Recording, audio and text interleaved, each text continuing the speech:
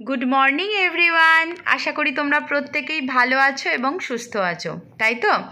আজকে আমরা ম্যাথের ক্লাস করব। তোমরা প্রত্যেকেই নিজের নিজের ম্যাথ বইয়ের অর্থাৎ অঙ্কের মজা এবং মজার অঙ্ক বইটির পেজ নাম্বার 54 খোলো।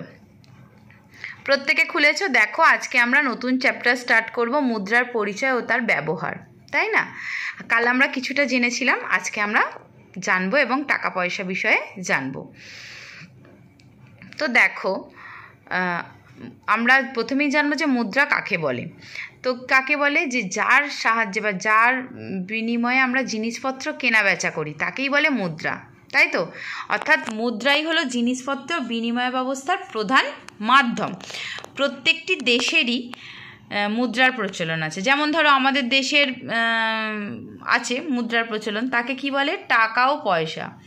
আমেরিকার মুদ্রাকে কি বলে? ডলার। ইংল্যান্ডে মুদ্রাকে কি বলে? পাউন্ড, তাই তো? মুদ্রা কয় প্রকার? দুই প্রকার। একটা হলো ধাতব মুদ্রা, একটা হলো কাগজি মুদ্রা। ধাতব মুদ্রা মানে হচ্ছে কয়েন, আর কাগজি মুদ্রা মানে হচ্ছে কাগজের তৈরি মুদ্রাকে বলে, আর কাগজের তৈরি মুদ্রাকে বলে নোট, তাই তো? এইটুকু আমরা জেনেছিলাম। আজকে আমরা কি জানবো? টাকা পয়সার অঙ্ক শিখবো আজকে আমরা।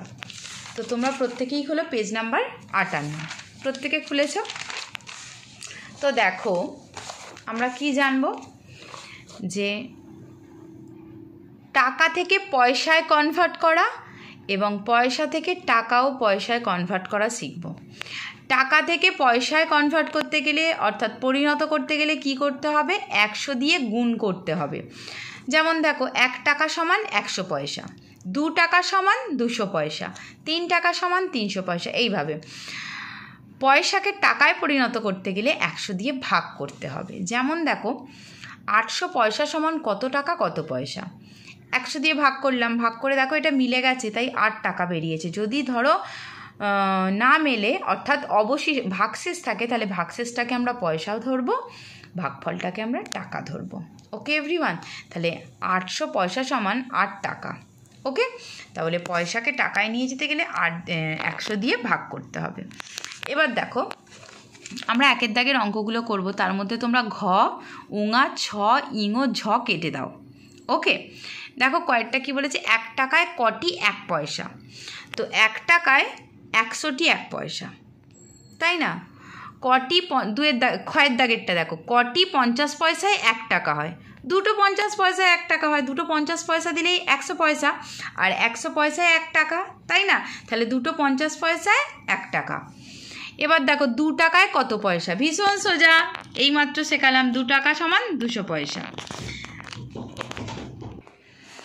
তাহলে চয়েরটা কি বলেছে দেখো? 150 পয়সায় কত টাকা কত পয়সা, তাই না? দেখো এটা আমরা 100 দিয়ে ভাগ করব। তো দেখো ভাগ করেছি, 1 টাকা 50 পয়সা, তাহলে 150 পয়সা সমান 1 টাকা 50 পয়সা। বর্গীর জয়েরটা কি বলেছে দেখো? 600 পয়সায় কত টাকা? 600 পয়সায় 6 টাকা। তোমরা দেখো 2-এর দাগ 3-এর দাগ কেটে দাও, 4-এর দাগের ক, খ, গ কেটে দাও।